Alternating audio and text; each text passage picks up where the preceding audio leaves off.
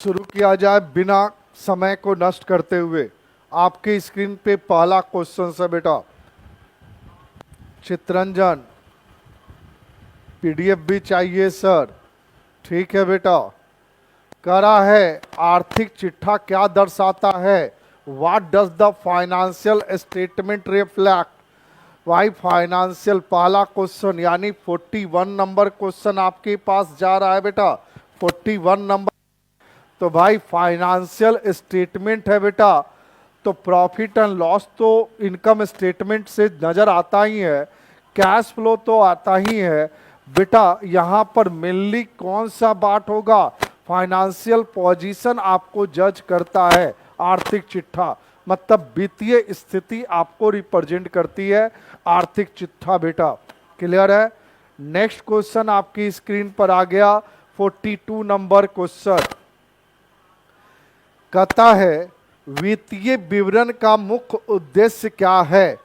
What is the objectives of financial statement?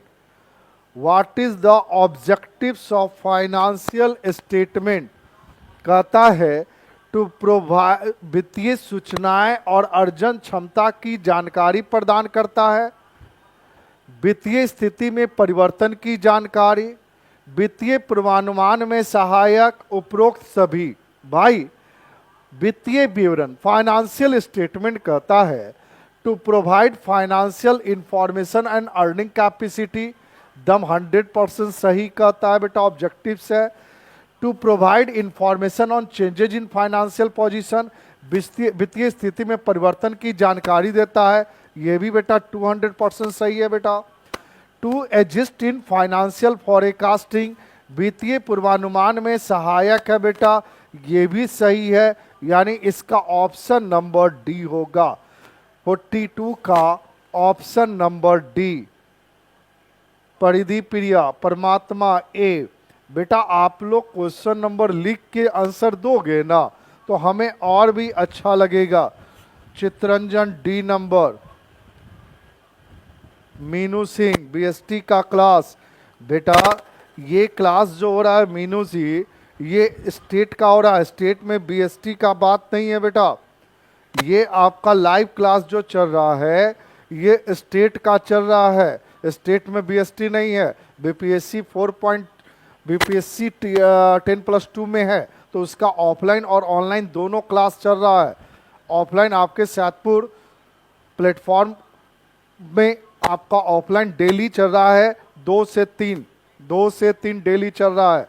ठीक है, आप उसको ज्वाइन कर लो आप। चलिए सभी का आ रहा है बेटा यहाँ पे परिधि प्रिया। चलिए नेक्स्ट क्वेश्चन 43 नंबर। अब यहाँ पर 43 नहीं है, यहाँ पर तुमको थोड़ा सा जानकारी देने के लिए स्लाइड हमने किया कि वित्तीय विवरण बनाने का मुख्य उद्देश्य क्या क्या है, तो कुछ और यहाँ पार्ट था इसलिए हमने तुमको समझाने के लिए दिया कि कंपनी की वित्तीय स्थिति और प्रदर्शन के बारे में बहुमूल्य जानकारी प्रदान करना होता है, वित्तीय स्थिति में परिवर्तन की जानकारी भी प्रदान करना होता है, वित्तीय पूर्वानुमान में सहायक भी करना होता है, भविष्य में नकदी प्रवाह उत्पन्न करने के लिए संगठन की क्षमता का आकलन करना होता है, मतलब to assess the ability of the organisation to generate cash flow in the future के एक्सपेक्टेशन के बारे में भी चर्चा करता है। वित्तीय रिपोर्टिंग में पारदर्शिता और जवाबदेही को बढ़ाता है और योजना, बजट और पूर्वानुमान गतिविधियों के लिए आधार के रूप में कार्य करना। ये सारा बेटा आपके फाइनेंशियल स्टेटमेंट का ऑब्जेक्टिव्स है, इसको हमेशा अपने माइंड में रखना। जिससे फायदा क्या होगा कि इसमें से कोई ना कोई एक इंफॉर्मेशन आपके साथ रहेंगे। नेक्स्ट क्वेश्चन 43 आ गई बेटा। अर्निंग पर शेयर शुद्ध लाभ में किससे भाग देने पर प्रति अंश अर्जन मालूम होता है? Is calculate by dividing net profit by. Earning per share में बेटा जो नेट प्रॉफिट होता है क्या उसमें डिवाइड किससे करते हैं? समता अंशों की संख्या, इक्विटी शेयर की संख्या, या प्रेफरेंस शेयर पूर्वाधिकार अंशों की संख्या, या टोटल अंशों की संख्या, या टोटल डिवेंचर की संख्या? किसका आपके लिए आज छोड़ दे रहे हैं 43 का, कौन सा आपका ऑप्शन होगा? फटाफट जल्दी से आप लोग बताएंगे आपके 43 का कौन सा ऑप्शन आपके लिए है। परिधि प्रिया बी, परिधि प्रिया बी नहीं बेटा, हमारा याद रखना हमेशा प्रॉफिट का पार्टनर हमारा इक्विटी शेयर होल्डर होता है बेटा। प्रेफरेंस शेयर होल्डर को फिक्स रेट से लाभांश दी जाती है, डिविडेंड दी जाती है और उसे प्रॉफिट का हिस्सा नहीं दी जाती है बेटा। वो स्पेशल सिचुएशंस में जब पार्टिसिपेटिंग प्रेफरेंस शेयर के नाम से शेयर इशू करेंगे तब हम उसको प्रॉफिट का भी पार्ट देंगे, वोटिंग का भी राइट देंगे। अन्यथा प्रेफरेंस शेयर होल्डर को बेटा वोटिंग का भी राइट नहीं होता है। क्लियर है? याद रखना इसको बेटा आप लोग अच्छे तरीके से। नेक्स्ट क्वेश्चन, अल्पकालीन वित्तीय स्थिति में सुधार होगा। Short term financial position improves when, कब सुधार होगा, किस सिचुएशन में सुधार होगा? क्या अल्पकालीन वित्तीय स्थिति, शॉर्ट टर्म फाइनेंशियल पोजीशन, याद रखना इसमें, क्या चालू संपत्ति में वृद्धि होने पर, या चालू दायित्वों में वृद्धि होने पर, या current assets and liability remain, चालू संपत्ति एवं चालू दायित्व के यथा स्थिर रहने पर नो चेंजेज, या इनमें से कोई नहीं? आप फटाफट कमेंट में डालेंगे। आपके पास बेटा एक ही ऑप्शन है, एक ही ऑप्शन, मतलब 50-50 का आपके पास है चांस। 50-50 बोलोगे हम दो आंसर यहां से हटा देंगे भैया। चलो आज खेला खेलते हैं हम लोग, देखे तुम लोग भी किस में आते हो। 50-50 कहोगे दो ऑप्शन यहां से डिलीट मार देंगे। पहले आप बताओ कौन सा? बेटा स्नेहा, रूसा जो भी है बेटा ध्यान से ऑप्शन क्वेश्चन नंबर लिख कर दो ऑप्शन, जिससे फायदा रहेगा तुम्हारा। माही रानी 44 का बी आ रहा आपका। चलिए और भी सुझाव देख ले, और भी बच्चे का कौन सा आता है बेटा। चलिए आप लोग का जवाब आ रहा है 44 का बी। बेटा 44 का बी नहीं होगा बेटा, 44 का ए होगा। जब आपका करेंट असेट्स इंक्रीज करेगा तो आपकी वास्तविक जो अल्पकालीन वित्तीय स्थिति में सुधार होगा। क्यों? हम लोग जानते हो बेटा working capital equal to current assets minus current liability होता है बेटा। तो आपका शॉर्ट टर्म ये फाइनेंशियल पोजीशन शो कर रहा है बेटा, तो आपकी करेंट असेट्स की वैल्यू बढ़ेगी करेंट लायबिलिटी से, तब ना आपका बेहतर फाइनेंशियल पोजीशन शो करेगा। कि करेंट लायबिलिटी बढ़ेगी तब बेटा नहीं, याद रखेंगे इस चीज को। नेक्स्ट क्वेश्चन आपका, अचल संपत्तियां और वर्तमान संपत्तियों के बीच के अंतर को जाना जाता है। The difference between fixed assets और करेंट असेट्स इज कॉल्ड। बेटा फिक्स्ड असेट्स और करेंट असेट्स के बीच के डिफरेंसेस को हम क्या जानते हैं? आप कमेंट में कमेंट करें। फिक्स्ड असेट्स और करेंट असेट्स के बीच के डिफरेंसेस को आप क्या जानते हो? अचल संपत्ति कारोबार अनुपात, शुद्ध कार्यशील पूंजी, सकल कार्यशील पूंजी, छिपी हुई कार्यशील पूंजी। जल्दी से बताओ इसमें कौन सा आपके हिसाब से ऑप्शन होना चाहिए? 45 का परमात्मा का जवाब आ गया, 45 का बी। थोड़ा सा गड़बड़ है, थोड़ा सा गड़बड़ है रुसा परमात्मा, सब 45 का बी मार रहा है टोटल। माही रानी 45 का बी। बेटा ध्यान से देखना बेटा, जो तुम बी मार रहे हो वो शुद्ध कार्यशील पूंजी है, उसी का फार्मूला मैंने अभी लिखा, current assets minus current liability होता है बेटा। वो जो आपका यहाँ ऑप्शन है वो ग्रॉस वर्किंग कैपिटल है, सकल कार्यशील पूंजी है, जो difference between non current assets और करेंट असेट्स के बीच के डिफरेंसेस को कहता है ग्रॉस वर्किंग कैपिटल। समझ गए बात को? Gross working capital. क्लियर है? नेक्स्ट बेटा,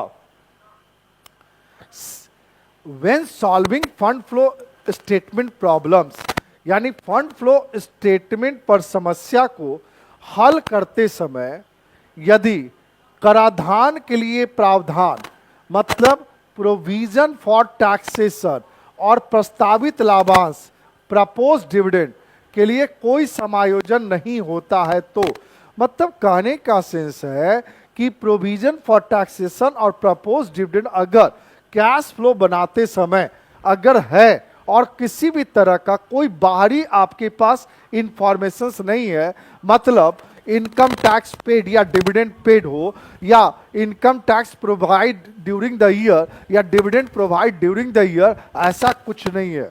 आपके पास सिर्फ बैलेंस शीट में ये दोनों डाटा दिया हुआ है।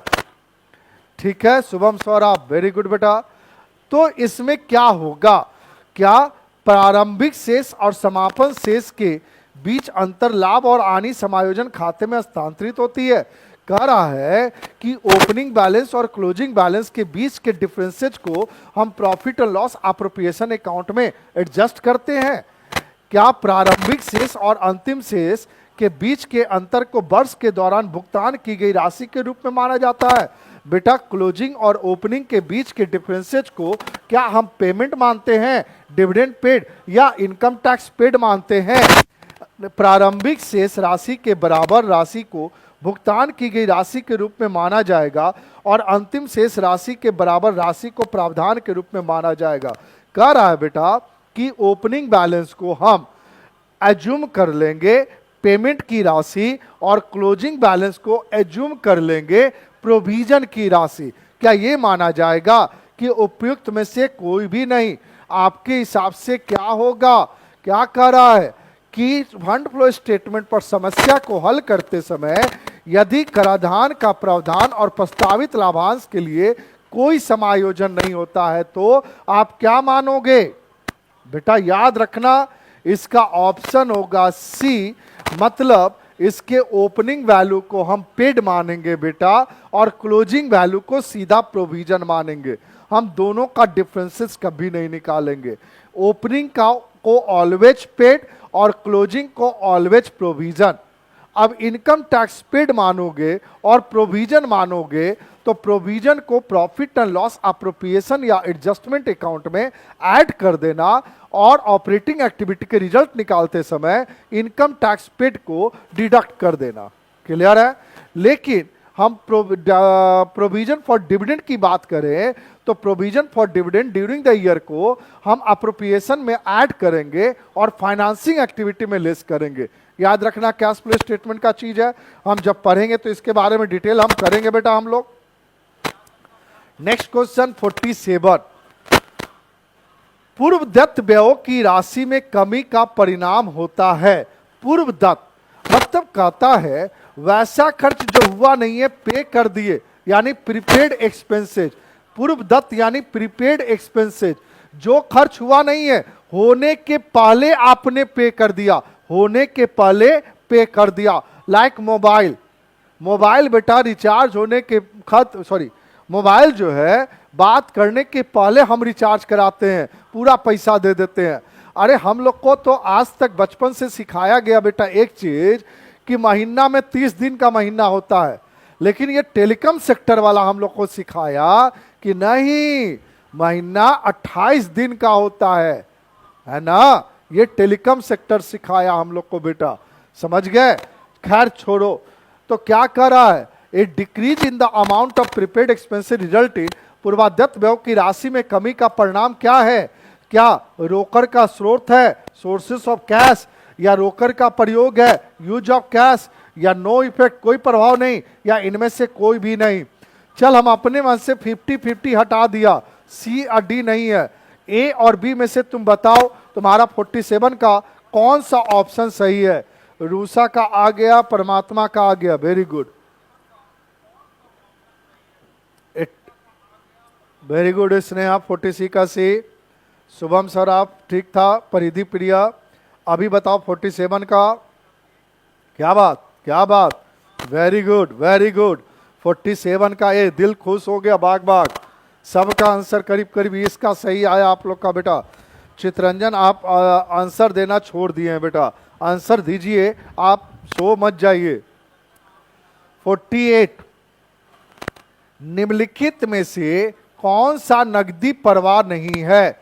Which of the following is not take in cash flow? कहता है कि इसमें से कौन कैश फ्लो नहीं है? कैश फ्लो नहीं है। क्या डिक्रीज इन डेटर देनदारों की कमी कैश का फ्लो नहीं है?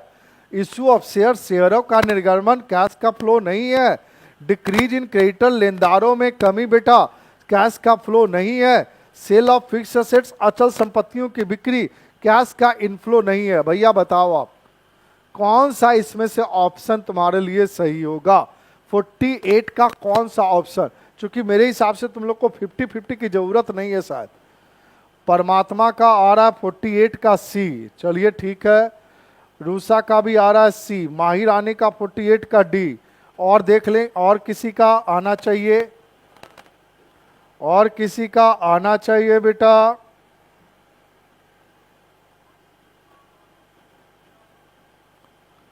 चलिए चलिए 48 का डी आ गया, सी आ गया बेटा। चलो ध्यान दो बेटा, जिनका भी सी जवाब है वो सही है। डिक्रीज इन क्रेडिटर ये कैश का इनफ्लो नहीं है बेटा, ये कैश का आउटफ्लो है, याद रखना। डिक्रीज इन डेटर बेटा, डेटर तुमको पैसा देगा तो ऑटोमेटिकली डेटर घटेगा ना, तो कैश का इनफ्लो हुआ ना बेटा। Issue of share, share issue करोगे मार्केट में तो पैसा आएगा ना, कैश का इनफ्लो हुआ ना। सेल ऑफ फिक्स्ड असेट्स, संपत्ति को बेचोगे तो पैसा आएगा, ये भी इनफ्लो हुआ ना। But in decrease in creditor, creditor घटा बेटा, यानी हम अपने सप्लायर को पेमेंट किए होंगे तब ना घटेगा, तो ये पैसा का आउटफ्लो हुआ ना, इसलिए it is the correct answer will be C. आई बात समझ में सभी को? हाँ या ना? आपको जो मैंने एक्सप्लेनेशन किया वो आपको क्लियर हुआ? आप अपने कमेंट में कमेंट ठोकेंगे आप। और फिर से बता दे रहे हैं, स्टेट का पेडअप क्लास जो है वो मंडे से शुरू हो जाएगा, chapter by chapter discussion with आपके एमसीक्यू। याद रखना बेटा, लेट नहीं करेंगे आप लोग भी। चलिए नेक्स्ट क्वेश्चन बेटू, जब परपेचुअल इन्वेंट्री सिस्टम का उपयोग किया जाता है तो बेची गई इन्वेंट्री को डेबिट किया जाता है। Under the perpetual inventory system sold inventory किसके नाम से डेबिट करेंगे? क्या आपूर्ति खर्च के नाम से, क्या माल सूची यानी इन्वेंट्री के नाम से, या अधिकांश माल बिक गया most of the merchandise sold out के नाम से, या इनमें से कोई नहीं? परपेचुअल सिस्टम में सोल्ड इन्वेंट्री को हम डेबिट करेंगे, किस नाम से करेंगे? भैया इन्वेंट्री सोल्ड कर रहे हो तो वहां बेटा आपूर्ति खर्च से क्या मतलब है? इन्वेंट्री तो जा रहा है, क्या मतलब है? Most of the merchandise sold out, अधिकांश माल बिक गया, इससे क्या लेना देना है? यानी ये सारा ऑप्शन इससे रिलेटेड नहीं है, यानी ऑप्शन नंबर डी होगा, ऑप्शन नंबर डी होगा 49 का। नहीं बेटा रूसा, डी होगा बच्चा, ध्यान देना।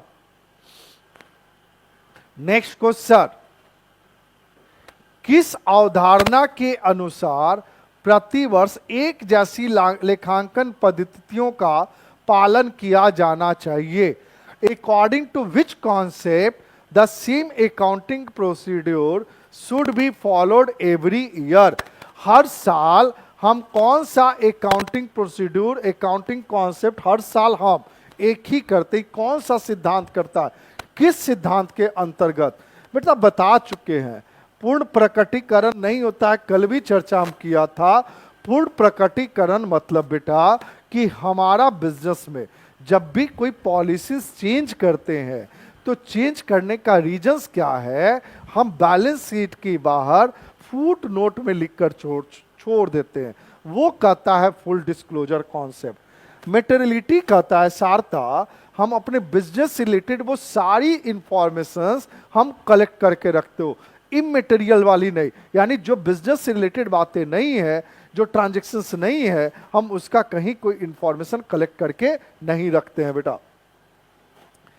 कंसिस्टेंसी, एकरूपता, मतलब कंसिस्टेंसी, चूंकि बिजनेस हम शॉर्ट टर्म के लिए नहीं कर रहे, लंबे समय के लिए कर रहे हैं, इसकी स्थिरता के लिए हम हमेशा एक ही रूल्स फॉलो करेंगे कंटिन्यूअसली।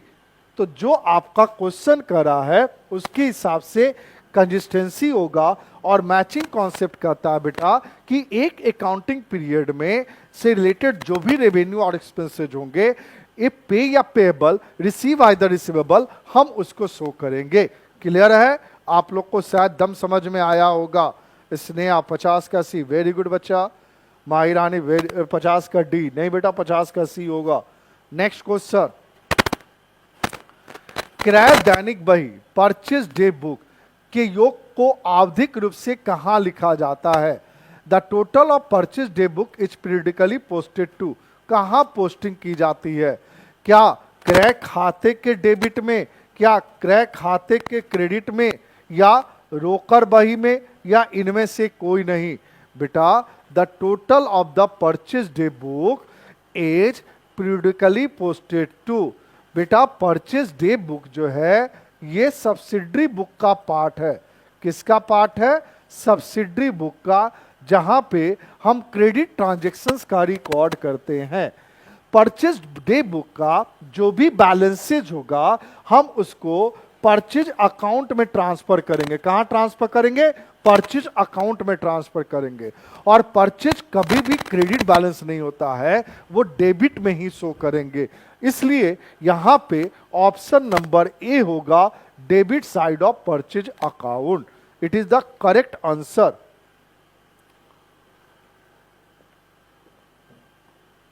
पांच का ए माही नहीं बेटा, 51 आ गया बेटा।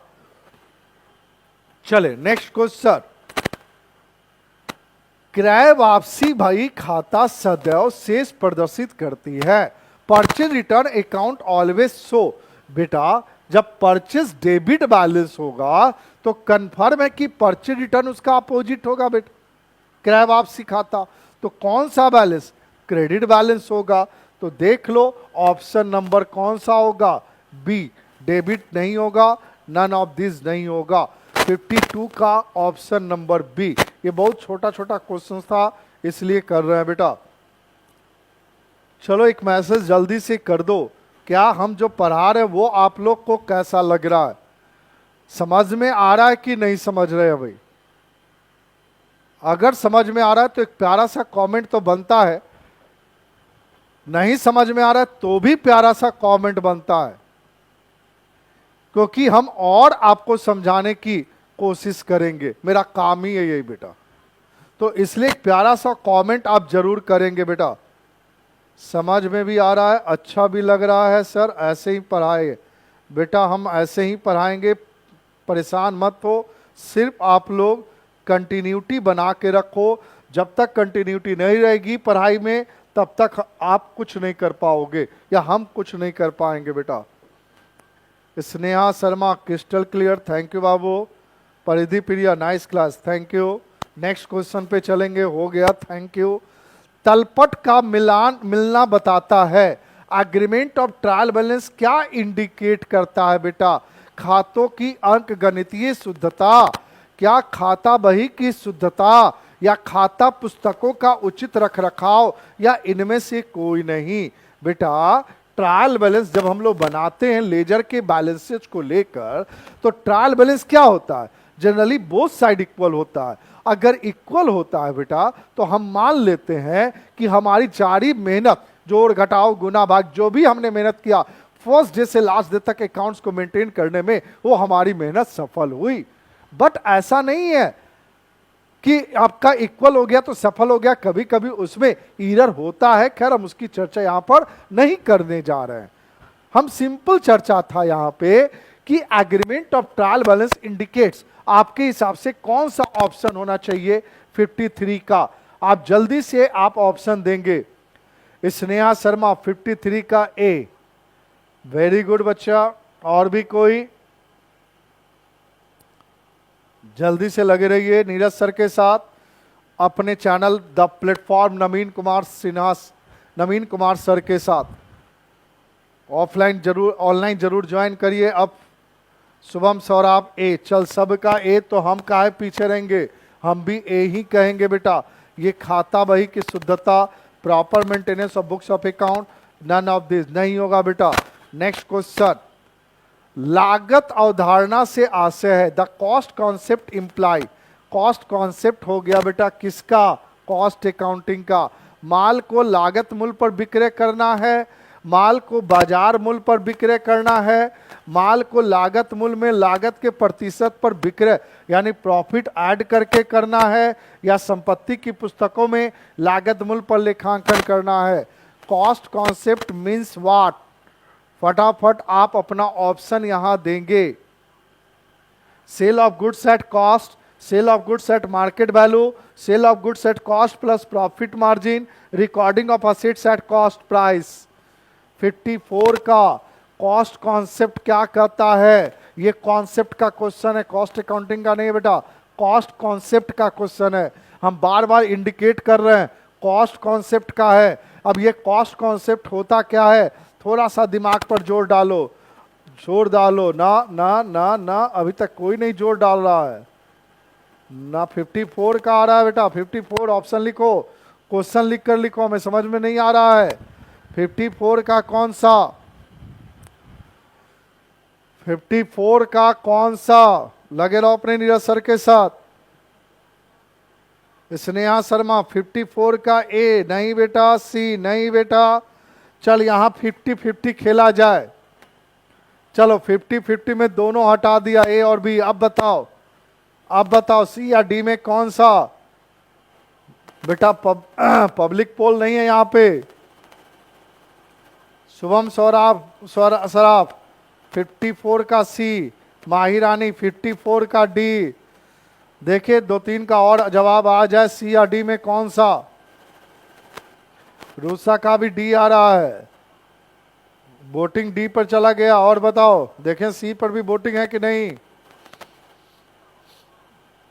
जल्दी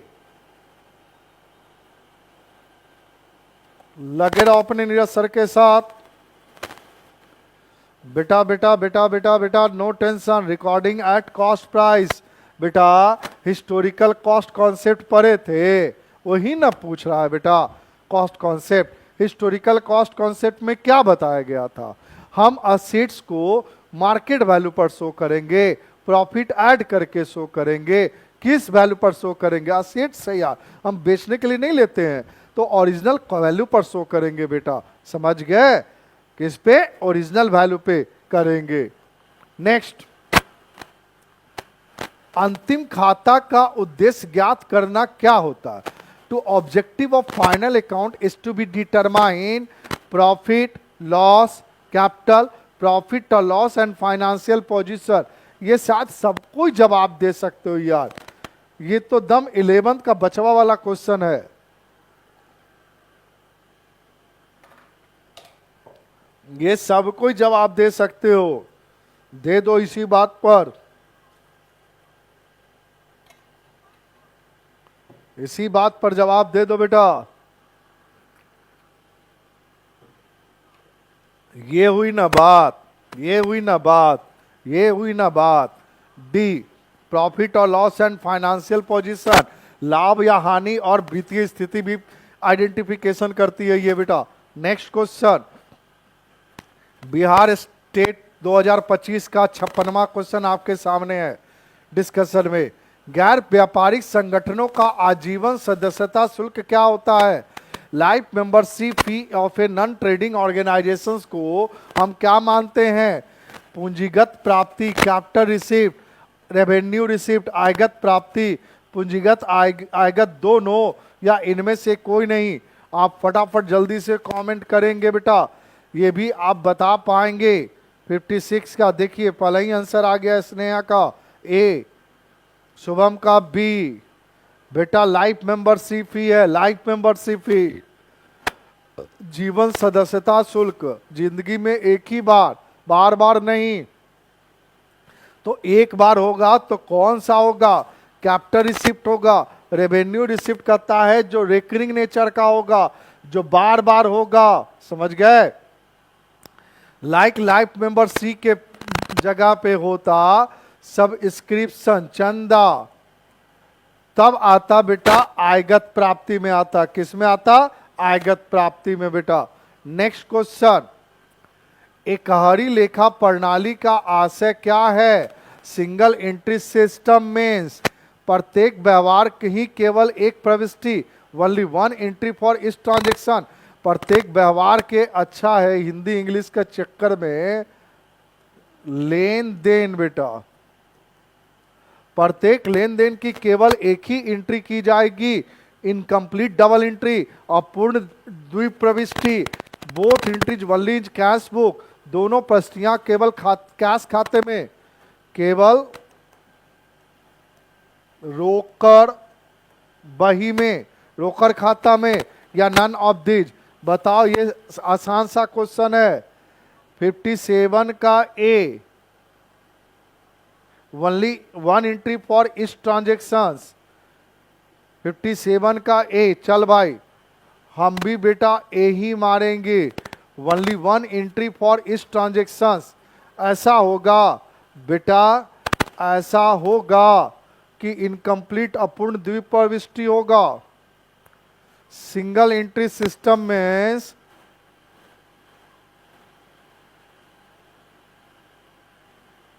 ओनली वन एंट्री फॉर इस ट्रांजेक्शंस। हाँ, ए हो सकता है, 57 का ए ही होगा बेटा, 57 का ए ही होगा।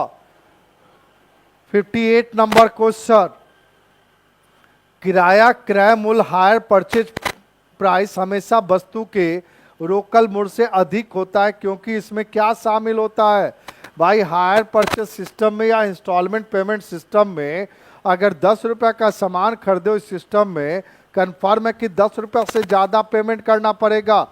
तो हायर परचेज प्राइस जो पेमेंट करते हो 12 रुपया और कॉस्ट प्राइस 10 रुपया, तो 12 और 10 के बीच में जो 2 रुपया का डिफरेंसेज है बेटा, वो 2 रुपया को क्या कहोगे?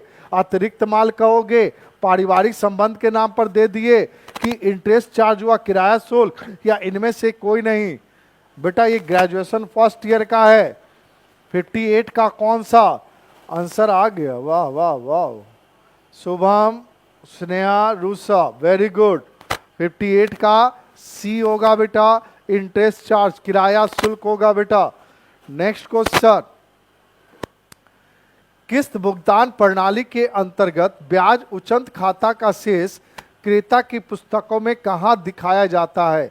बेटा हायर परचेज इंस्टॉलमेंट और इंस्टॉलमेंट पेमेंट सिस्टम में कहां इश्यूज है? हायर परचेज सिस्टम में हम each end of accounting year interest due show करते हैं, ठीक है। लेकिन इंस्टॉलमेंट पेमेंट सिस्टम में फर्स्ट डे ही इंटरेस्ट को इंटरेस्ट सस्पेंस के नाम से, टोटल इंटरेस्ट को इंटरेस्ट सस्पेंस के नाम से खड़ा कर देते हैं कि भाई इतना पैसा बाकी है, ठीक है ना। तो यहां पर पूछ रहा है, under instalment payment system the interest suspense account balance is shown in the purchaser book on the. हम कहां शो करते हैं परचेजर के बुक्स में? तो बेटा आपको उतना पे करना है, एडवांस में ना शो कर रहे हो उस खर्च को। वो खर्च तो अभी हुआ नहीं है, अभी तो हमने उस असेट्स को उतना यूज किया नहीं है बेटा। आप 5 साल का इंस्टॉलमेंट है तो 5 साल का इंटरेस्ट आज ही जोड़ के शो कर दिया गया आपके अकाउंट में। आप बैंक से लोन लेते हो, फाइनेंस कराते हो, तो जितना फाइनेंस कराते हो पूरा का पूरा इंटरेस्ट के साथ एक बार में ही शो कर दिया गया कि भैया आपको इतना टोटल इतना साल में देना है। वो तो हमारा डेटर हो गया बेटा, लायबिलिटी हो गया बेटा। तो हम उसको शो कहाँ करेंगे? तो आप बताइए 59 का कौन सा ऑप्शन होगा? 59 का कौन सा ऑप्शन होगा? रूसा स्वराज 59 का बी। और देखें,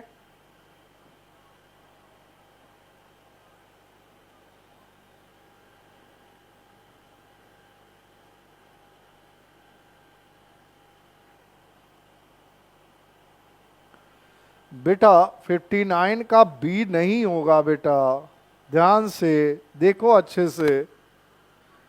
ये परचेजर का बुक्स में एंट्री मांग रहा है। पहला एंट्री याद कर क्या होता है? पहला एंट्री होता है बेटा assets account debit, cost price से, interest suspense account debit, total interest से बेटा, to vendors account, to vendors account. बेटा वेंडर्स को ना तुम लायबिलिटी में शो करोगे बेटा, इंटरेस्ट सस्पेंस तो डेबिट है, तो डेबिट कभी लायबिलिटी में तो शो नहीं होगा। यानी ये कहां शो होगा बेटा? Asset side of balance sheet. कहां शो होगा? Asset side of balance sheet में से होगा। आप पूरा कॉन्सेप्ट अपना क्लियर करके रखो, आधा अधूरा कॉन्सेप्ट में गड़बड़ हो जाएगा। वेरी गुड स्नेहा शर्मा, 59 का सी। रूपा राय बी नंबर। नहीं बेटा, ध्यान से समझ लेना, दम कॉन्सेप्ट दम क्लियर करके रख बेटा। वेंडर्स हमारे लिए, विक्रेता जो है जिससे हमने खरीदा, वो हमारी लायबिलिटीज है, उसको हम क्रेडिटर लायबिलिटी साइड में शो करेंगे। लेकिन इंटरेस्ट सस्पेंस अकाउंट हम डेबिट यहां रिप्रेजेंट कर रहे हो, तो डेबिट कभी लायबिलिटी में तो जाएगा नहीं ना बेटा। कहां जाएगा? असेट्स में जाएगा। क्लियर है यहां पे? Very good Sneha Surusa. आगे बढ़ेंगे बच्चा।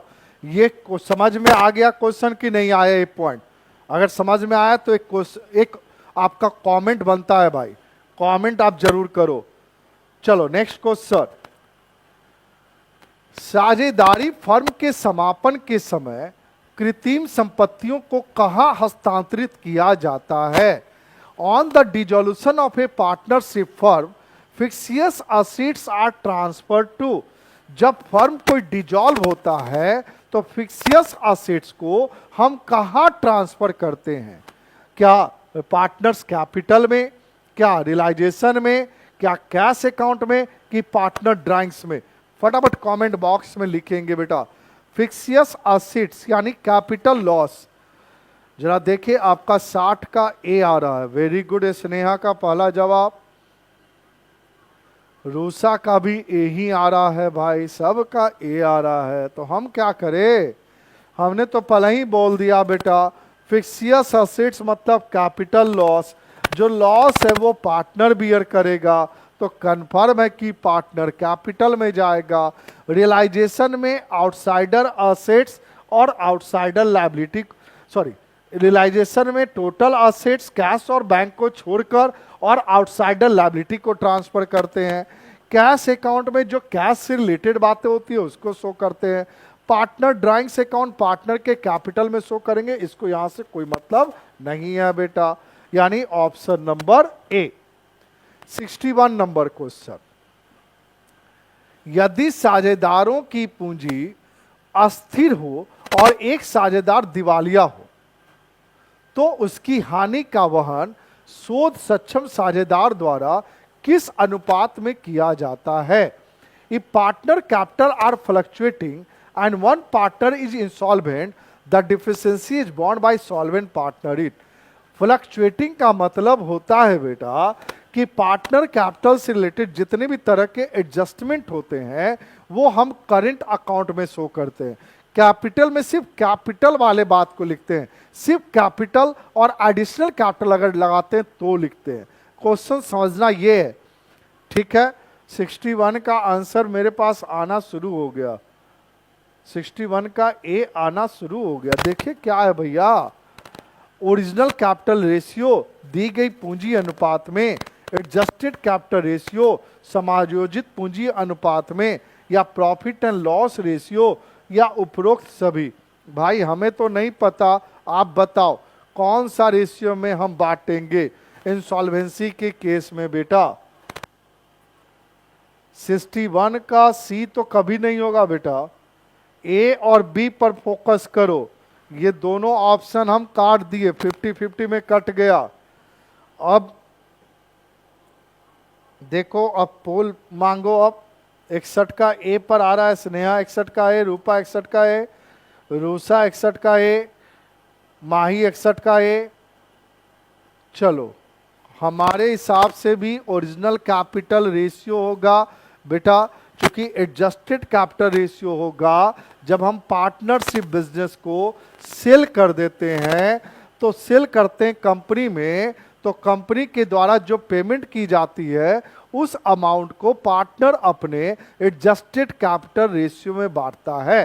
Conversion of partnership business into company, जो कि आपके सिलेबस में नहीं है, इसलिए दिमाग नहीं लगाना। इंसॉल्वेंसी है बेटा, हम कैपिटल के रेशियो में बांटेंगे, हम फ्लक्चुएटिंग कैपिटल के रेशियो में नहीं बांटेंगे। क्लियर है? नेक्स्ट। नहीं बेटा पुरुषोत्तम नहीं, यहां ऑलरेडी फ्लक्चुएटिंग बोल रहा है, तो फ्लक्चुएटिंग में कैपिटल नहीं लिखाता है, फिक्स कैपिटल अकाउंट में कैपिटल लिखाता है, याद रखना। नेक्स्ट, प्रतिदेय वरीयता शेयर पूंजी 2 लाख रुपया, लाभ और हानि खाता से 70,000, नए शेयर जारी किए जाएंगे। Redeemable preference share capital 2 lakh, यानी रिडीमेबल प्रेफरेंस शेयर को रीपेमेंट करना है 2 लाख रुपया, और प्रॉफिट में मेरा पैसा 70,000 रुपया। तो 2 लाख में हमें रीपेमेंट करने के लिए 70,000 का फंड है, तो और कितना फंड चाहिए? 1,30,000, जो CRR capital redemption new share to be issued, हम इसके लिए नया शेयर इशू करेंगे 1,30,000 का, यानी option number C. Option number C 62 का option number C.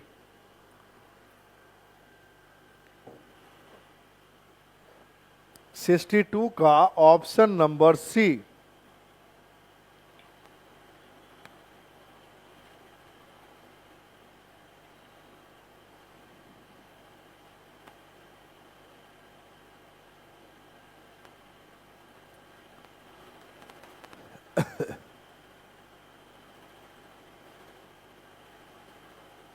Option number C clear है?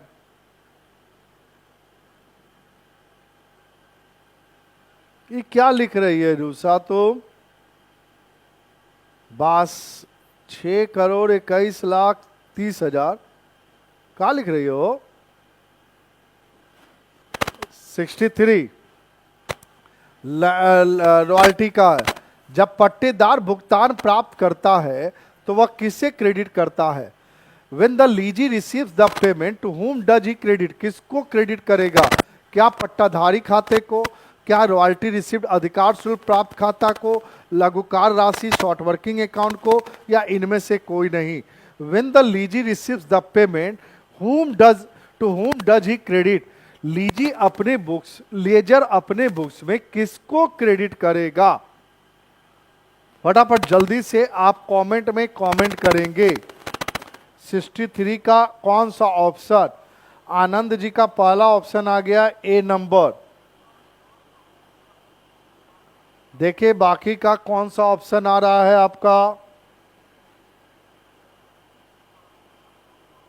और कोई ऑप्शन? सोइए मत, जागते रहिए, ऑप्शन दीजिए, ऑप्शन दीजिए। 63 का बी है रूपा, नहीं बेटा। 63 का ए है स्नेहा, ए ही होगा, लीजी अकाउंट होगा बेटा, रॉयल्टी रिसिप्ट बेटा नहीं होगा। शॉर्ट वर्किंग ऑलवेज डेबिट होता है, नन ऑफ दिस, क्योंकि शॉर्ट वर्किंग बेटा लॉस है। रॉयल्टी में कल भी क्वेश्चन था, आज भी है। रॉयल्टी लगता है आप लोग का थोड़ा सा इश्यूज है, कोई बात नहीं। यदि शाखा ने प्रधान कार्यालय के ग्राहक से रुपया वसूल किए तो प्रधान कार्यालय की पुस्तकों में क्या रिकॉर्ड होगा? If the branch has received money from a customer of the head office, then in the head office books. बेटा कह रहा है कि आप पापा के बदले में पापा को हेड ऑफिस मान लो, अपने आप को ब्रांच ऑफिस मान लो। पापा को का एक दोस्त से पेमेंट लेना था, वो पेमेंट पापा के हाथ में ना जाकर तुम्हारे हाथ में आया, ब्रांच में आया, तो हेड ऑफिस अपने यहां क्या रिकॉर्ड करेगा? किसको क्या रखेगा? क्या रिकॉर्ड करेगा? किसको डेबिट करेगा? डेबिट पूछ रहा है ना। If the branch receive money from a customer of the head, then in the head office books किसको क्रेडिट? शाखा अकाउंट को क्रेडिट किया जाएगा, या शाखा अकाउंट को डेबिट किया जाएगा, या देनदार के खाते को डेबिट किया जाएगा, या इनमें से कोई नहीं? बताओ, एकदम सीधा ठेठ भाषा में पूछ रहे हैं क्वेश्चन तुमसे। क्वेश्चन नंबर 64 का कौन सा ऑप्शन?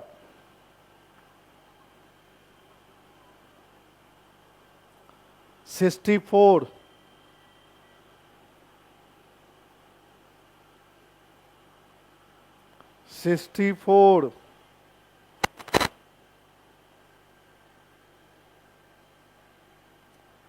सिक्सटी फोर फटाफट जल्दी से लगे रहो नीरज सर के साथ।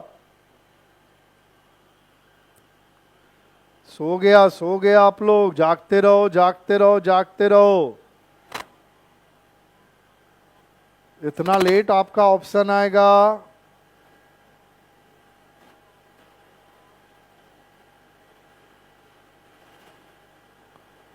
64 का ए आ गया,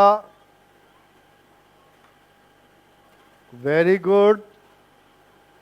हम भी देख ले कौन सा होगा। तो बेटा 64 का ए नहीं होगा बेटा, बी होगा। हम ब्रांच अकाउंट को डेबिट करेंगे, समझ गए? क्योंकि ब्रांच अकाउंट कैश लिया ना बेटा, पापा के बदले में आप लिए हो, तो आपको डेबिट करेगा वो। नेक्स्ट क्वेश्चन, बिक्री कमीशन का विभाजन विभिन्न विभागों में किस आधार पर किया जाता है? सेल्स कमीशन का apportioned among departments on the basis of. ये बेटा डिपार्टमेंटल अकाउंटिंग का ये क्वेश्चन है, ये डिपार्टमेंटल अकाउंटिंग का क्वेश्चन है। आप जल्दी से बताओ इसमें से कौन सा आपका ऑप्शन होगा। सेल्स कमीशन हम किस पर आधारित है? समय के आधार पे, बिक्री के आधार पे, प्रत्येक विभाग द्वारा घेरे गए स्थान के अनुपात में, या इनमें से कोई नहीं बेटा। बेटा समय के आधार पे आप वेतन दे सकते हो, एरिया के आधार पे रेंट दे सकते हो। तो ये ऑप्शन होगा सेल्स के आधार पे, on the basis of sales होगा। नहीं माही, सेल्स होगा। आप 65 का सी माही और आनंद जी आप दे रहे हो, जो आपका बिहार स्टेट जो क्वेश्चंस आया है उसमें उसके द्वारा जो आंसर माना गया है वो दे रहे हो, but it is not a correct answer. Correct answer will B कौन सा? सेल्स होगा। क्योंकि आप अपने कॉन्सेप्ट से छेड़छाड़ मत करिए। आप फ्लोर एरिया के आधार पे रेंट न डिसाइड होगा कि मैनेजर को कमीशन डिसाइड होगा। एकदम प्रैक्टिकल समझो इस चीज को बेटा, क्लियर है? नेक्स्ट बेटा, यदि 10,000 के डिवेंचर सममूल्य पर जारी किए जाए लेकिन 10% प्रीमियम पर दे हो तो किस खाता को डेबिट किया जाएगा? कहता डिवेंचर और ₹10,000 are issued at par but the redeemable at 10% premium, which account is debited? बेटा पेमेंट के समय में आप किसको डेबिट करोगे? 10% प्रीमियम पर तुमको पेमेंट करना है भैया। अब इसका तो बता दो, उसके बाद हम बताएंगे क्या होगा भैया इसमें। किसको डेबिट करेंगे ये पूछ रहा है यहां पे। 66 का माही ए, भाई सस्पेंस अकाउंट तो होगा ही नहीं यहां पर बेटा, नहीं होगा सस्पेंस। 66 का बी, रूसा रोजा स्वराज, नहीं बेटा। आपका यहां हम दो ऑप्शन काट दे रहे हैं। चल ए या सी नहीं होगा, बी या सी में क्लियर करो कौन होगा। बी और सी में क्लियर करो कौन होगा। जरा देखे आप लोग को कि कौन सा होगा आपके हिसाब से ऑप्शन बेटा। अब आ रही है B B B B B, very good, B ही होगा। जब हम एट पार पे डिवेंचर इशू करते हो, एट पार पे रिडीमेबल करते हो प्रीमियम पे बेटा, तो आप इशू करते समय आप एंट्री करोगे बेटा। पहला entry, bank account debit to debentures application and allotment account, debentures application and allotment account debit, loss on issue of debenture account debit, loss on issue of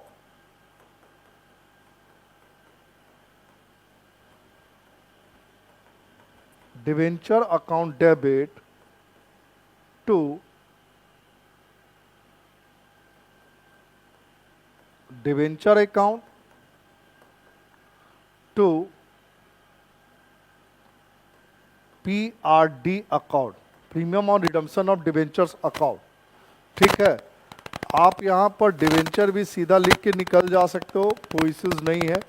ठीक है, तो यहाँ पे हम प्रीमियम जितना रुपया, प्रीमियम 10 रुपया है, तो loss on issue of debenture भी 10 रुपया से रखेंगे, इसलिए ऑप्शन नंबर बी होगा।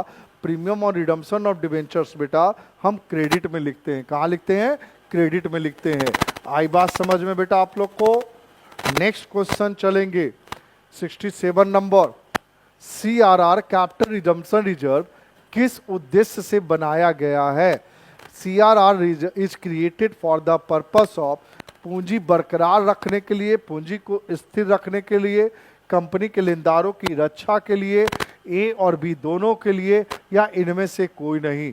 बेटा CRR जो क्रिएट की गई बेटा वो कैपिटल रिडम्पशन रिजर्व ही हो गया। कहानी जब लॉन्ग टर्म लायबिलिटी को पेमेंट करने के लिए हम CRR का यूज करते हैं, मतलब ये मेंटेनिंग कैपिटल भी हो गया, प्रोटेक्टिंग क्रेडिटर भी हो गया, यानी ऑप्शन नंबर सी होगा बेटा, बोथ ए एंड बी। 67 का option number C. Very good बेटा, ये हुई बात। अब आइए 68 नंबर क्वेश्चंस पे आप आ जाइए। ठीक है, 68 किसी विशेष क्रम के अनुसार संपत्ति और देनदारियों को की व्यवस्था को क्या कहा जाता है? Arrangement of assets and liability in a specific order is known as. बेटा ये फाइनेंशियल स्टेटमेंट का चीज है। मैचिंग कॉन्सेप्ट, मार्किंग, गवर्नेंस या मार्शलिंग। बेटा ये मार्शलिंग के आधार पे रखा जाता है, on the basis of liquidity या on the basis of permanency. कल के क्लास में क्वेश्चन था कल वाले में, यहाँ पर मतलब लिक्विडिटी के क्रम में या परमानेंसी के क्रम में, मतलब 68 का option number D. Next 69 number question कहता है एक गैर चालू परिसंपत्तियां के नेट बुक वैल्यू से आप क्या समझते हैं? What do you understand by net book value of non current assets? Non current assets के नेट बुक वैल्यू से आप क्या समझते हैं? क्या वो उससे समझते हैं कि वो संपत्ति की लागत है, या वर्तमान अवधि में मूल्यह्रास के रूप में खर्च की गई राशि घटाकर लागत है, या रिपोर्टिंग की तारीख तक लागत घटा संचित मूल्यह्रास, cost less accumulated depreciation till date, या current value of the assets, संपत्ति का वर्तमान मूल्य? कौन सा कहता है? What do you understand by net book value of a non current assets? कौन सा ऑप्शन आपके हिसाब से आएगा? वो 49 का 69 का जरा देखिए आपके साथ। 69 का कौन सा ऑप्शन आ रहा है? 69 का आनंद कुमार डी। थोड़ा सा और देख लो एक बार, 69 का कौन सा ऑप्शन होगा? हम दो ऑप्शन फिर 50-50 में काट दे रहे हैं। चलो अब देखो बी की सी। लगे रहो नीरज सर के साथ, अपने प्लेटफॉर्म के साथ।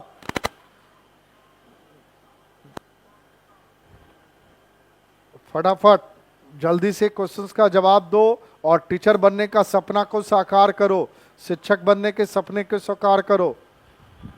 वो साकार तब होगा जब आप मेहनत करोगे बेटा, क्योंकि ये बार बार ऑप्शन नहीं आएगा, समझ गए? और वो भी तुम्हारे बिहार के शिक्षक के द्वारा। सब कोई कहता है बिहार में कॉमर्स नहीं है, हम कहते हैं बिहार में कॉमर्स है। हम 30 साल से बिगुल फूके हुए हैं कॉमर्स के लिए, समझ गए? तो इसलिए है सिर्फ आप लोग के अंदर ये चाहत होनी चाहिए।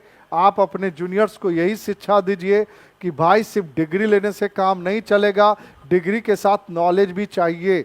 क्योंकि अभी के परिस्थिति में ये हाल है कि आधे बच्चे को ये नहीं पता है कि हमें किस सब्जेक्ट का एग्जाम देना है, बट वो पास हो जाता है। तो वैसा ही बच्चे आगे जाकर सिर्फ डिग्री रखे रहते हैं, उससे हमारी राज्य की बदनामी हो रही है। तो बच्चों पढ़ो, जब तक आप नहीं पढ़ोगे तब तक साक्षरता नहीं मिटेगी बेटा, तब तक वैसे ही कि वैसे ही रहोगे हम लोग बेरोजगार। इसलिए पढ़ो। पुरुषोत्तम 69 का बी। चलो अच्छी बात नहीं है, 69 का सी होगा। कॉस्ट में पूरा डिप्रिसिएशन, जो अभी तक का डिप्रिसिएशन आप कलेक्ट करके रखे हो वो सारा कॉस्ट में घटा दोगे बेटा, तो नेट बुक वैल्यू आ जाएगा। Cost minus current period depreciation ये कहता है इच एंड ऑफ ईयर का वैल्यू निकाल रहे हो आप। तो एंड ऑफ ईयर तो नहीं पूछ रहा है बेटा, हर साल क्या तो नहीं पूछ रहा है यहां पे। नेक्स्ट क्वेश्चन, कंपनी के संविलियन का क्या अर्थ है? What is the meaning of amalgamation of a company? यह अमलगमेशन का है बेटा, कहता है एक अथवा अधिक कंपनियों का समापन तथा कोई नई कंपनी का निर्माण नहीं। Winding up of A company, कंपनियों का समाप्त होना।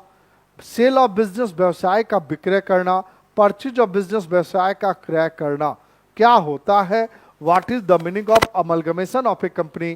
कंपनी के संविलियन का क्या अर्थ है? अब 10 क्वेश्चन आपके पास और रह गया है, झटाफट जल्दी से नीरज सर के साथ लगे रहो, अपने अकाउंट वाला अपने प्लेटफॉर्म चैनल के साथ लगे रहो बेटा।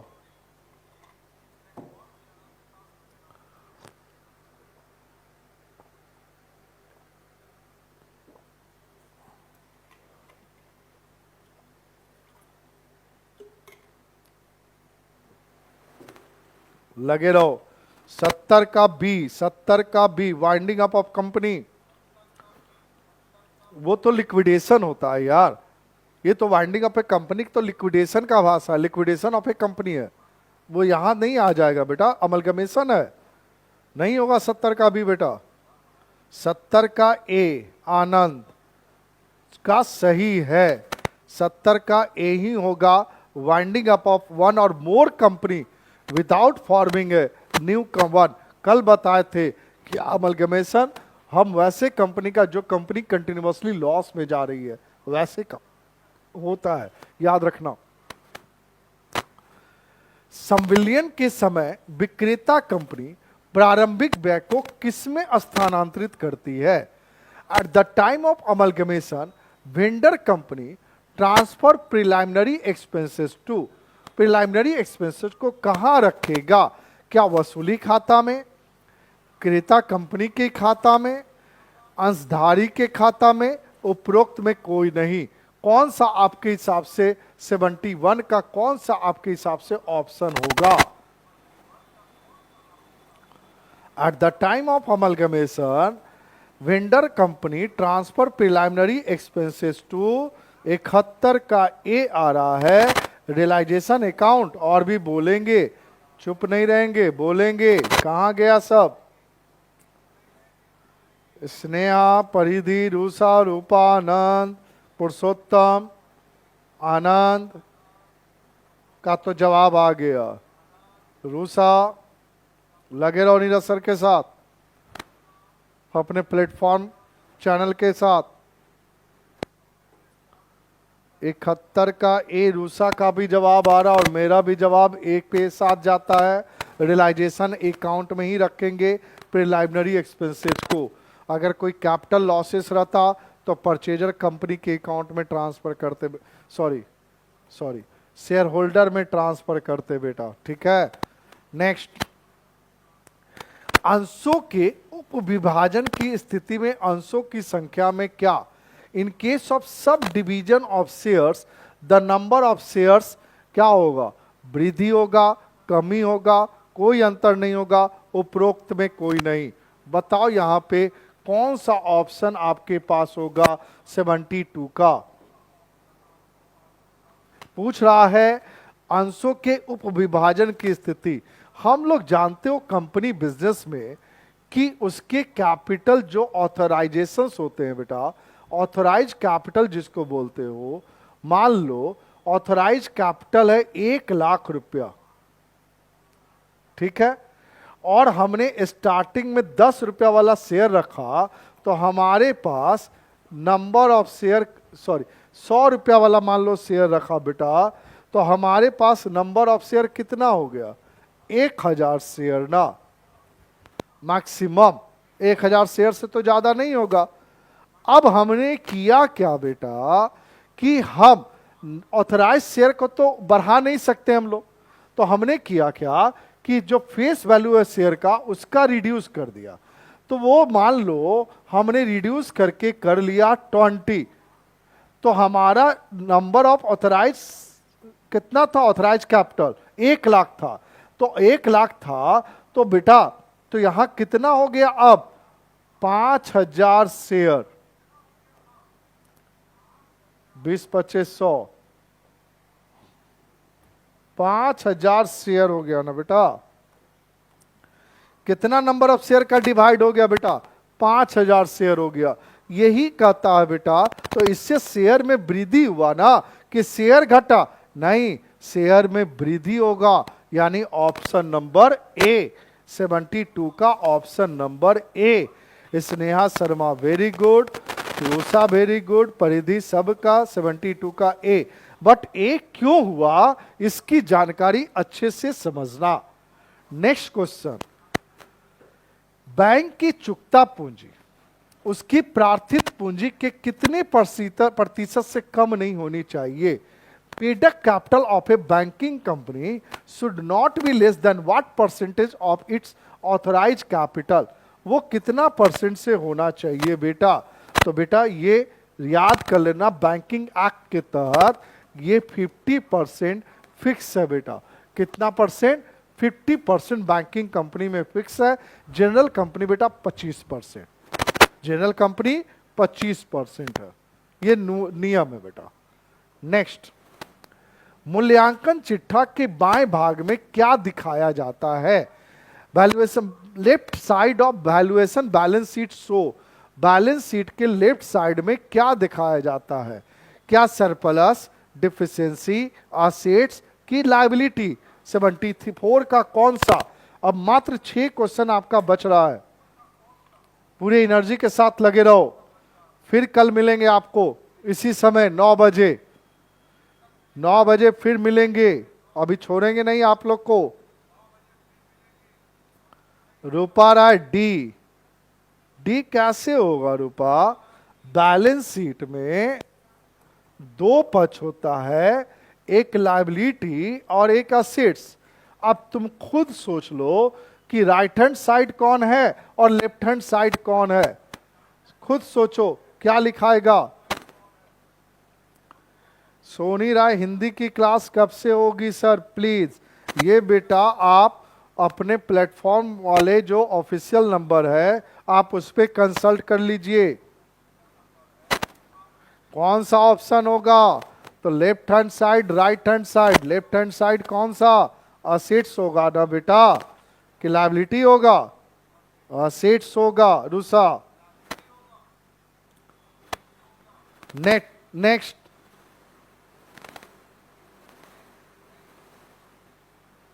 एक second, left hand side debit, side credit, बेटा लायबिलिटी ही होगा बेटा, सॉरी कौन सा होगा, left hand side of valuation balance sheet show liability, left hand side liability, right hand side assets होगा बेटा, लायबिलिटी ही होगा बेटा। नेक्स्ट बेटा 12,500 की संपत्ति क्रमागत ह्रास पद्धति यानी डिमिनिशिंग बैलेंसिंग मेथड से 20% वार्षिक दर से ह्रासित की गई। तीसरे वर्ष के अंत में इसका मूल्य क्या होगा, यानी and of third year what is the depreciated value of this assets. आप बताओगे कौन सा वो होगा।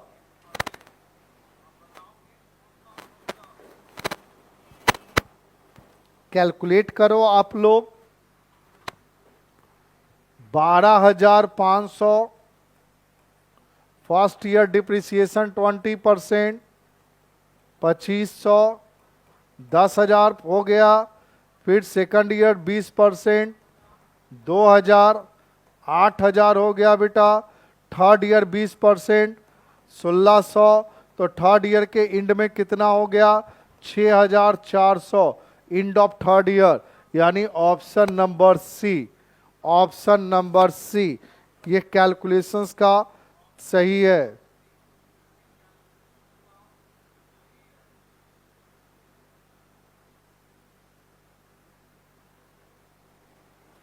नेक्स्ट, एक संपत्ति के मूल्य में किसी भी कारण से होने वाले स्नेह और अस्थायी कमी को ह्रास कहा जाता है। यह परिभाषा किसके द्वारा दी गई। gradual and permanent decrease in the value of an assets due to any reasons is called depreciation. Who give this definition? Simple इसको बोलना है कि ये किसके द्वारा डिफाइन की गई, क्या कार्टर के द्वारा, विलियम्स के द्वारा, स्पाइसर के द्वारा या कॉफर के द्वारा, किनके द्वारा दी गई? 76 का आंसर भी आ गया ए, और हमारे द्वारा भी बिना टाइम वेस्ट करते हुए ए ही होगा, क्योंकि ये समझाने का इसमें तो कुछ है नहीं बेटा। नेक्स्ट बेटा, एक बिस्कुट निर्माता कंपनी है जो निम्नलिखित में से कौन सी लेखांकन प्रणाली का उपयोग करता है? एक बेटा बिस्कुट बनाने का फैक्ट्री है, वो इसमें से कौन सा अकाउंट मेंटेन करेगा? डिपार्टमेंटल विभागीय लेखांकन, batch accounting, process accounting, none of the above. जरा देखिए क्या होगा आप लोग के हिसाब से। 77 का क्या होगा?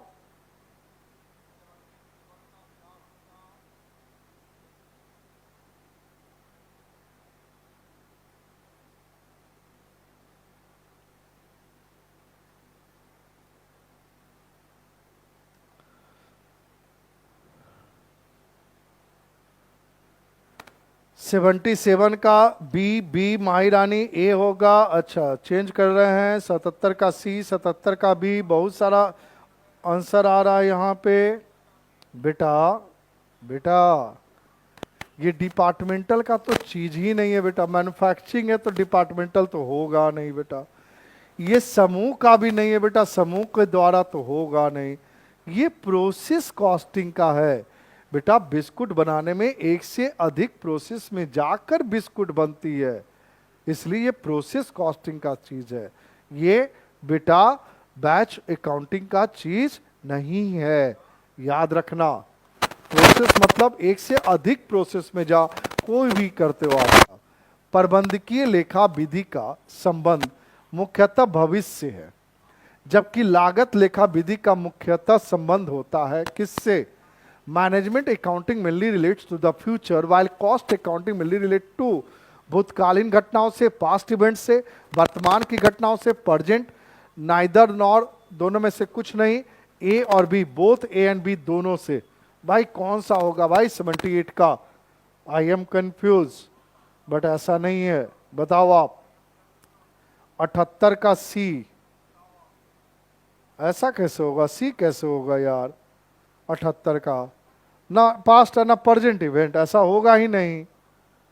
78 का सी ना, ना कुछ गड़बड़ है। आनंद ए, नहीं बेटा, सिर्फ पास्ट भूतकालीन घटनाओं से कैसे है इसका संबंध बेटा, जरा बताओ। वो तो मैनेजमेंट अकाउंटिंग का है बेटा, मैनेजमेंट अकाउंटिंग का रिलेटेड फ्यूचर से। पहले से वो मैनेजमेंट टीम पहले से घोषित कर देता है कि आने वाले साल में आपको क्या एक्सपेक्टेड प्रॉफिट होगा पिछले रिपोर्ट कार्ड को देखकर, वो मैनेजमेंट का है। स्नेहा शर्मा 78 का डी बेटा, ये जो है आपका पास्ट और प्रेजेंट दोनों कहता है, यानी बोथ ए एंड बी दोनों। इसलिए क्योंकि मैनेजमेंट अकाउंट तो फ्यूचर मान लिया, कॉस्ट तो लागत आज हमने इसका लागत मूल किया, जो फ्यूचर में भी वही लागत मिल रहेगा ना। तो आज हमने बनाया, आज इसका लागत फिक्स किया, तो कल भी तो लागत यही ना होगा बेटा कि बढ़ेगा, क्योंकि ऑलरेडी ये प्रोडक्शन प्रोड्यूस हो चुका है। नेक्स्ट, यदि किसी प्रक्रिया में 3000 इकाइयां लगाई गई, यानी ये यूनिट कॉस्टिंग का चीज है, याद रखना। सामान्य हानि 10% है और वास्तविक उत्पादन 2600 इकाइयां है आउटपुट। मतलब कहता है ये कॉस्ट अकाउंटिंग का चीज है बेटा।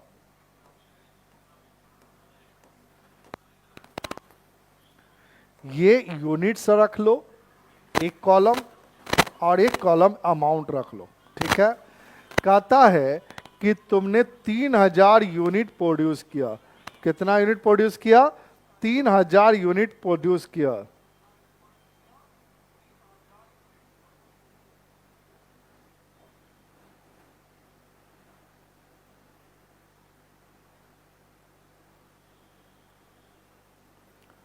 माही रानी आप क्या कमेंट कर रही हैं बेटा?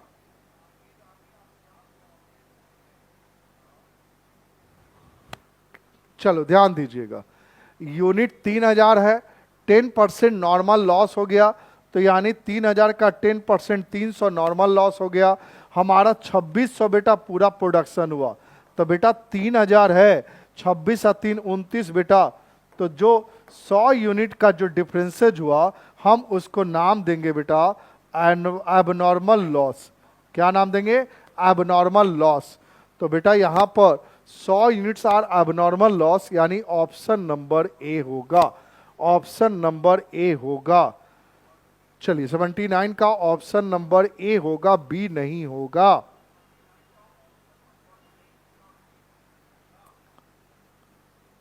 माही रानी के नाम से जो भी है क्लास कर रहे हैं, आप ध्यान दीजिए क्लास में, आप कहीं और का मैसेज यहां मत करिए। चलिए नेक्स्ट एंड लास्ट क्वेश्चन आज के लिए, मशीन घंटा दर, मशीन आवर रेट, ये भी कॉस्ट अकाउंटिंग का है। मशीन आवर रेट पद्धति के अंतर्गत मशीन को क्या माना जाता है? Under the machine hour rate method a machine is treated as cost unit, लागत इकाई, एक लागत केंद्र कॉस्ट सेंटर, सेवा विभाग सर्विस डिपार्टमेंट, इनमें से कोई नहीं। आप जवाब देंगे, बताइए। आज का अंतिम सेशन है, अंतिम क्वेश्चन है, फिर कल मिलेंगे नए जोश के साथ, नए उमंग के साथ, फिर 40 क्वेश्चन के साथ, आपके नीरज सर आपके अपने प्लेटफॉर्म चैनल के साथ। Santosh Kumar sir MCQ batch है या थ्योरेटिकल? बेटा एमसीक्यू, संतोष कुमार बेटा आपका क्लासेस जो होगा वो क्लासेस अभी जो एमसीक्यू देख रहे हैं आप, ये पीवाई क्वेश्चंस हैं, ये मिक्स भेज है बेटा सारे का। इसमें सिर्फ टैक्स, ऑडिट, लॉ और मैथ स्टैट छोड़कर, क्योंकि उसके लिए अलग टीचर्स होंगे आपके साथ। बट अभी तुम्हारा एमसीक्यू हो रहा है, देन आफ्टर आप पेड वाले क्लास में आएंगे, चैप्टर का फटाफट इंट्रोडक्शन के साथ, चैप्टर का मेन बेसिक पॉइंट के साथ आपका एमसीक्यू होगा। हर चैप्टर में से 20 से 20 क्वेश्चंस जो मिनिमम हम करवाएंगे ही करवाएंगे, इतना ध्यान रखिएगा। जितना चैप्टर है आपका, कोई बात नहीं माही। 80 का सी सबका जवाब आ रहा है, 80 का सी नहीं होगा बेटा, रूपा आ रहा है 80 का बी। बेटा ध्यान से समझना, मशीन आवर रेट जो हम कैलकुलेट करते हैं उसका केंद्र बिंदु क्या होता है? केंद्र बिंदु क्या होता है? तो केंद्र बिंदु यही ना होता है बेटा कि मशीन कितना घंटा रन किया, मशीन कितना जगह छेके हुए है, तो मशीन ही ना केंद्र बिंदु है कि कोई और केंद्र बिंदु है? मशीन केंद्र बिंदु है। इसलिए हम यहां पर machine is treated as cost centre. This is the correct option is option number B. कौन सा है? Option number B. क्लियर है? तो आज का सेशन आपका स्मूथली आपका रन कर गया बेटा, और आपको शायद समझ में आया होगा। क्योंकि शायद हम इसलिए बोलेंगे क्योंकि आप लोग अब ये क्लास खत्म होने के बाद, हमने कल भी बोला था आपका प्यारा प्यारा कमेंट होना चाहिए क्लास खत्म होने के बाद, क्योंकि लाइव कमेंट तो अभी खत्म हो जाएगा जैसे ही लाइव बंद होगा। आपका कमेंट क्लास खत्म होने के बाद का रहेगा कि आपको कैसा लगा, क्या आपको आपके अपने नीरज सर के द्वारा जो पढ़ाई गई वो समझ में आया कि नहीं आया। ये सबसे ज्यादा इंपॉर्टेंट पार्ट है। तो फिर हम कल मिलते हैं, फिर इसी जुनून इसी जोश के साथ, फिर हम अगले 40 क्वेश्चन के साथ। आज के लिए इतना ही। सभी को ऑल द बेस्ट, और काइंडली कमेंट हर बच्चा करेगा। यही आपके इस लाइव क्लास का फ्री ऑफ कॉस्ट जो चल रहा है, उसके लिए आप एक बस कमेंट आपका चाहिए फी के रूप में। बाकी लाइक शेयर करते चलो आप। सभी को जय हिंद, जय भारत, ऑल द बेस्ट बच्चों।